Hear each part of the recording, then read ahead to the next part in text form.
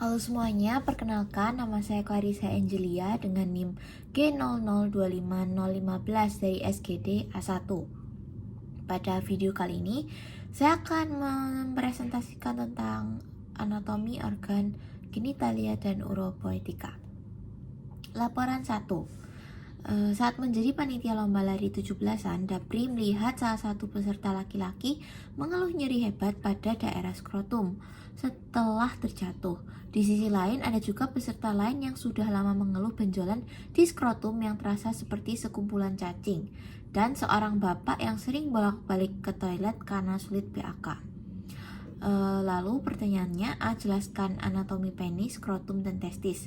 B. Jelaskan jalur perjalanan sperma dari testis hingga keluar melalui ostium uretra externum. C. Jelaskan kemungkinan perbedaan anatomi dan klinis dari keluhan pada skenario tersebut, terutama yang mengarah ke torsio testis, varikokel, dan pembesaran prostat. A. Dari penis. Penis merupakan suatu organ berbentuk tubuler, alat kopulasi pria, homolog dengan glans klitoris pada wanita. Penis sendiri terbagi menjadi dua pars libera yang terdiri dari corpus spongiosum dan corpora cavernosa, lalu pars fixa yang terdiri dari bulbus penis dan crus penis dextra et sinistra. Untuk pars liberanya, corpus spongiosum terletak di bagian ventral corpus penis, dilewati uretra pars spongiosa, distal melebar menjadi glans penis, lalu kulit yang menutupi glans penis disebut dengan preputium. Lalu di bagian dalamnya, glans penis itu akan mengalami pelebaran yang disebut sebagai fossa navicularis. Dan lalu pada ujung glans penis tersebut ada lubang yang merupakan muara uretra, disebut ostium uretra externum. Preputium yang tadi dihubungkan dengan glans penis oleh lipatan yang terdapat tepat di bawah muara uretra itu dinamakan preputium frenulum preputi. Jadi kan ada preputium. Nah, preputium itu dihubungkan dengan glans penis. Lalu terdapat glandula tison di dalam preputium yang menghasilkan sperma.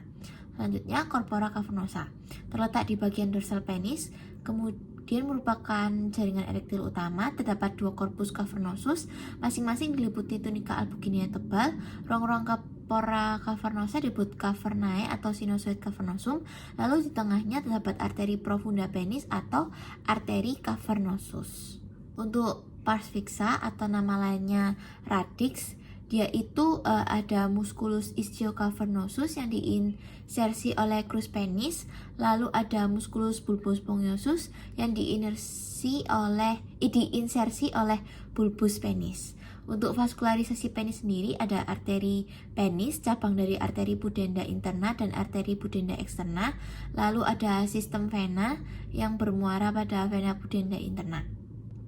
Untuk drainase limfatika penis sendiri ada cairan limfa kulit dan fascia penis yang dialirkan ke nodi superomedialis dari nodi inguinalis. Lalu struktur profunda penis mengalirkan cairan limfanya ke nodi iliaci interni. Selanjutnya ada skrotum. Skrotum ini merupakan lapisan pembungkus testis yang terdiri dari 9 lapisan, berfungsi mengatur suhu testis yang optimal untuk spermatogenesis. Pada bagian mediana skrotum terdapat rape skroti. Lalu ada 9 lapisan dari skrotum itu sendiri, yaitu ada kulit, fascia dartos dan musculus dartos, lalu ada fascia spermatica externa, ada musculus cremasterica, ada fascia spermatica interna, ada tunica vaginalis lamina parietalis dan visceralis, ada tunica albuginea, lalu ada tunica vasculosa, dan yang terakhir itu adalah substansia dari testis itu sendiri. Lalu testis. Testis merupakan struktur yang homolog dengan ovarium pada wanita. Terletak di dalam skrotum dan terdapat sepasang. Testis kiri itu lebih rendah dari testis kanan karena funiculus spermaticusnya itu lebih panjang. Lalu ada lapisan pembungkus testis.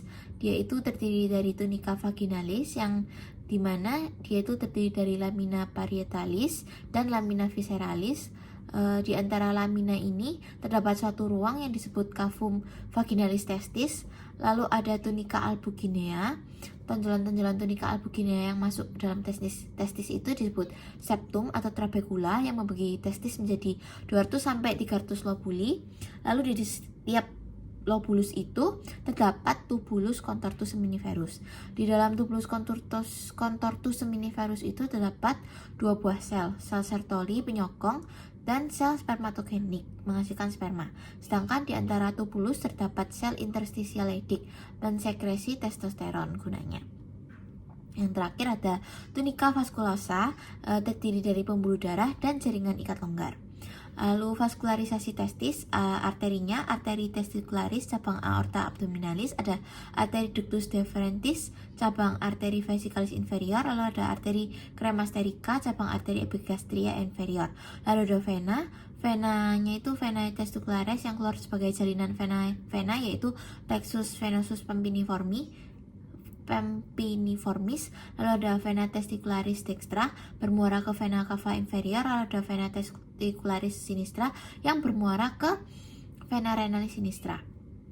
Lalu inervasi testis, ada plexus testicularis cabang segmen thoracicae 10-12, lalu ada nervus genitofemoralis cabang segmen lumbal 1-2. Selanjutnya pertanyaan B, jalur perjalanan sperma.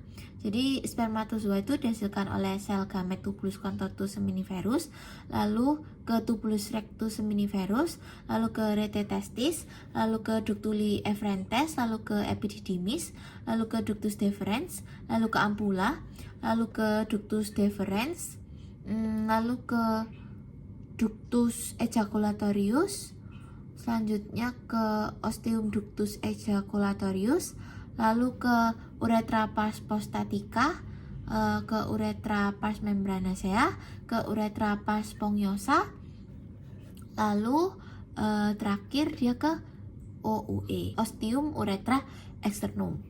Selanjutnya untuk pertanyaan C, untuk perbedaannya, torsiotestis itu yaitu terpelintirnya funiculus spermaticus yang berakibat pada strangulasi arteri testicularis yang kemudian dapat menyebabkan infark ataupun nekrosis testis. Untuk varikokel merupakan dilatasi abnormal dari vena pada plexus venosus pampiniformis, akibatnya gangguan aliran darah balik vena. Lalu ada bening prostat hiperplasia, merupakan hiperplasia prostat jinak di mana hiperplasia jaringan prostat yang dapat menyebabkan obstruksi uretra sehingga menyebabkan kesulitan buang air kecil. Umumnya itu di zona transisi prostat. Terus penanganannya itu dengan TURP, gambarnya dari torsiotestis, varikokel, dan BPH. Untuk laporan kedua, saat acara camping, Miko sudah menahan kencing sejak sore karena toilet umum antri panjang. Malamnya ia mengeluh nyeri pinggang yang menjalar ke bawah, anyang-anyangan, dan merasa BAK tidak lampias. Keesokan paginya, temannya panik karena Miko bolak-balik ke toilet sambil memegang pinggang seperti sedang audisi sinetron. A. Jelaskan pembagian organ sistem uropoietika dan fungsi umum masing-masing organ. B. Jelaskan alur perjalanan urin mulai dari ren hingga keluar melalui uretra, serta sebutkan bagian-bagian penting yang dilalui. Ren. Fungsi untuk ada 4, yaitu ekskresi, filtrasi, regulasi, dan sekresi. Untuk ekskresinya menyaring darah dengan membuang sisa metabolit, zat kimia asing, dan zat-zat yang tidak diperlukan tubuh.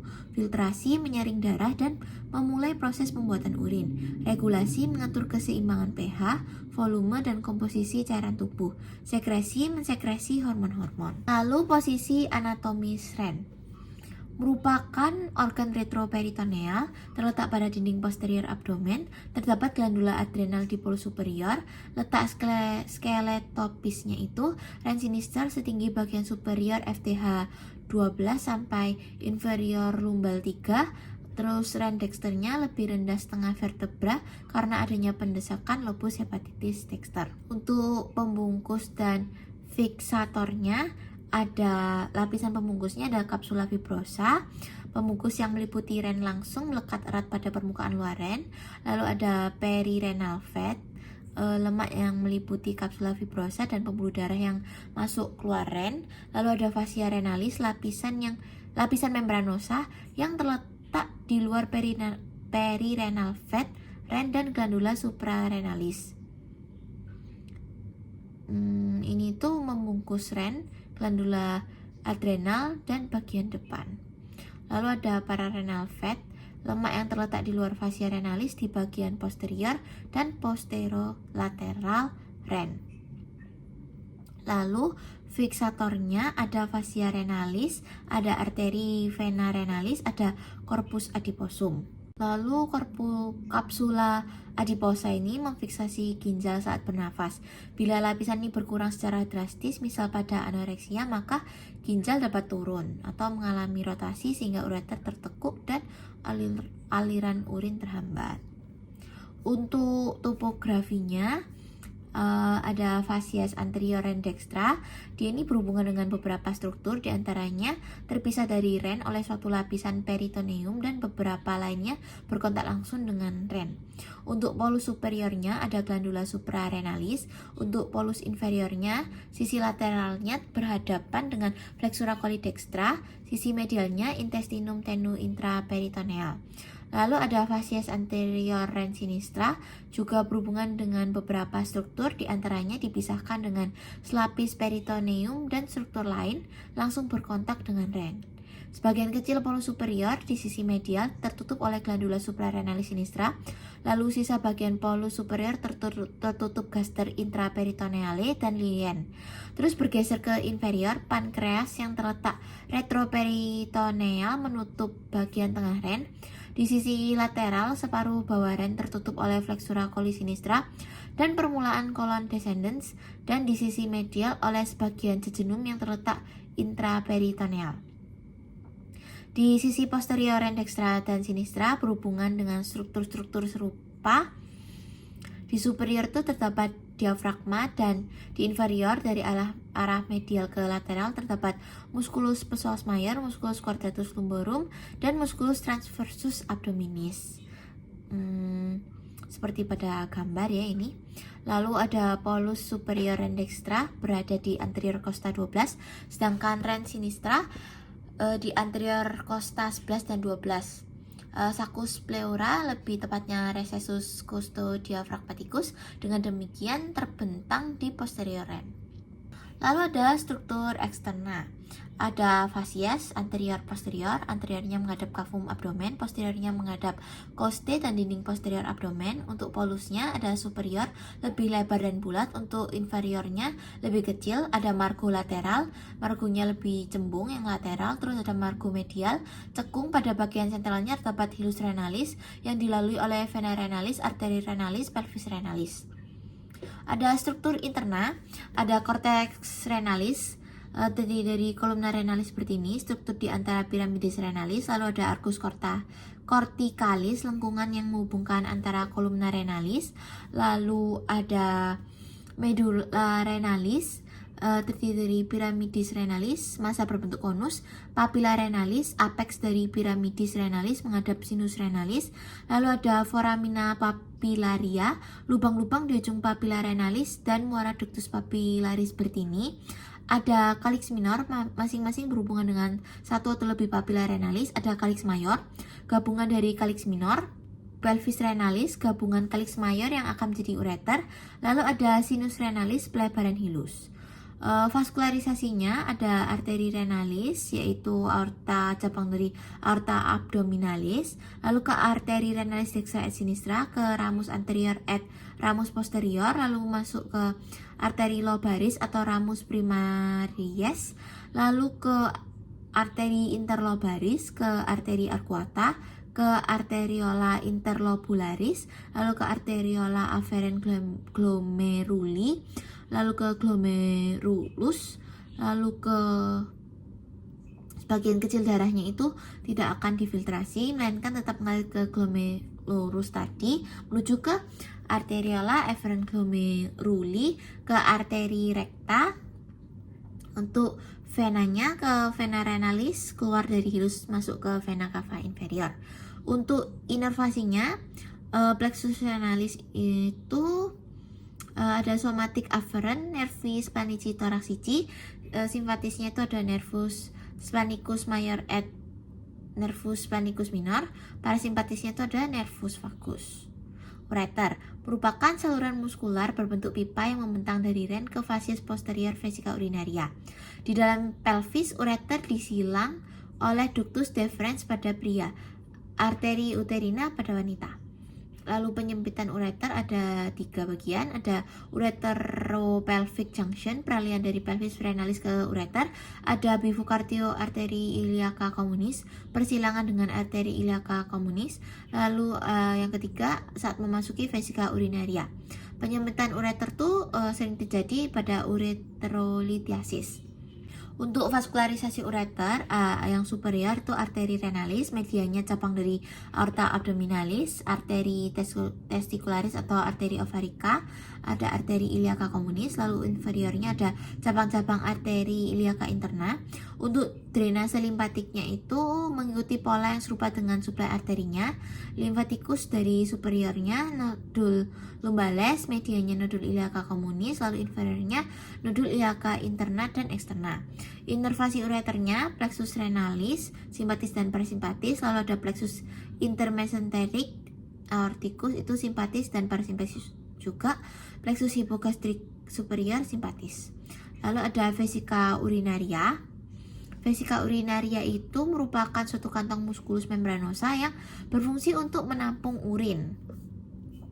Lalu terletak di cavum penis saat kondisi kosong dan mengambang ke superior hingga cavum abdomen saat penuh. Lalu ada berbentuk seperti piramid strukturnya, terus memiliki apex, ada basisnya dan 1 fasies superior dan 2 fasies inferolateral. Untuk struktur eksternanya ada apex vesicae, struktur yang menghadap ke bagian atas simfisis dan dihubungkan ke umbilicus oleh ligamentum umbilicale mediale. Lalu ada basis tadi, fasies posterior vesicae, berbentuk seperti sebuah segitiga terbalik dan menghadap posterior inferior. Lalu ada fasies superior vesica, berbatasan dengan lengkung ileum dan kolon sigmoideum.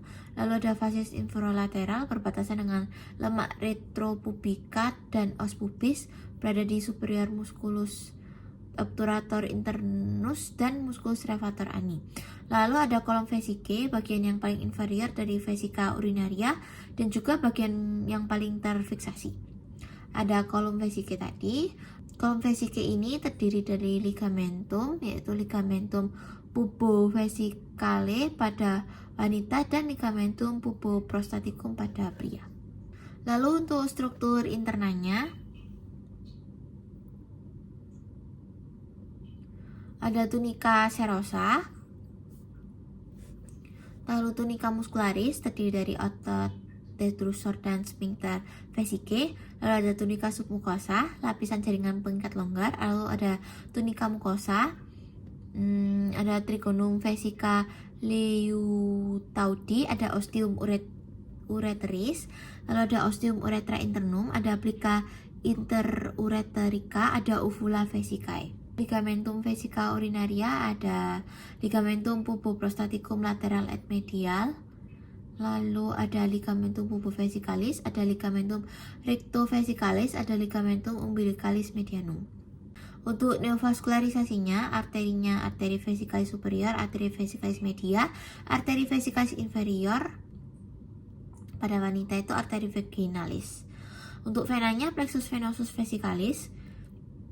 Inervasinya somatic afferent, nervus planici pelvici. Inervasi otonomnya ada simpatis segmen toraks 11 sampai lumbal 3, terus ada parasimpatis segmen 2 sampai 4. Uretra, saluran yang berawal dari basis vesica urinaria hingga ostium uretra externum.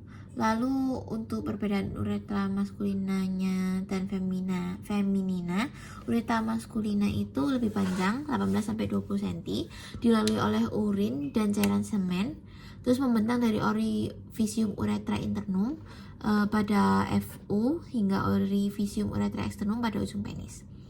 Terus pada penile uretra terdapat glandula litre yang menghasilkan mukus. Untuk uretra feminina lebih pendek, hanya dilalui oleh urin membentang dari vesika urinaria hingga orifisium uretra externum pada dorsal glans clitoridis, mengandung 2 glandula parauretral mukus pada aperturanya, terus lebih rentan terkena infeksi. Uretra maskulina sendiri dibagi menjadi beberapa pars-pars. Ada yang pertama pars prostatica, dari vesika urinaria hingga prostat dikelilingi oleh muskulus sphincter uretra internum. Kontraksi sphincter tersebut mencegah aliran balik dari semen ke dalam vesika urinaria selama ejakulasi. Terus ada pars prostatica memiliki panjang 3-4 cm dan dikelilingi oleh prostat. Terus dia itu ada crista uretralis, ada sinus prostaticus, terus ada colliculus seminalis, ada utriculus prostaticus, ada muara ductus ejaculatorius. Lalu ada pars membranacea, itu terpendek ya, dikelilingi oleh otot rangka dari musculus sphincter uretra externum. Lalu di bagian lateral ujung terminal terdapat glandula bulbouretralis. Lalu ada pars spongiosa terpanjang dikelilingi oleh jaringan erektil, muara dari glandula bulbouretralis dan glandula retrae.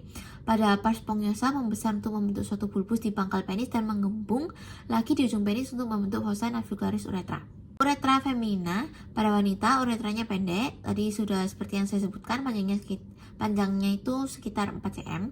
Uretra melintas dengan sedikit melengkung ketika berjalan ke inferior melewati dasar pelvis ke dalam perineum, di mana uretra berjalan melewati spatium perineum profundum dan membrana perineum sebelum bermuara pada vestibulum vaginae yang terletak di antara kedua labia minus pudendi.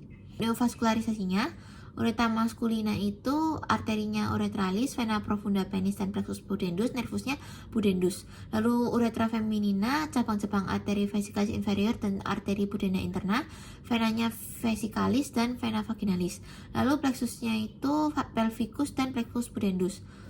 B. Untuk alur perjalanan dari urin sendiri. Jadi ada dari nefron, tubulus contortus proximal, ke tubulus descendens ansa Henle, medula membentuk lengkung, lalu ke tubulus ascendens ansa Henle, ke tubulus collectivus distal, ke ductus collectivus, ke papilla renalis, ke calyx minor, ke calyx mayor, pelvis renalis, lalu ke ureter.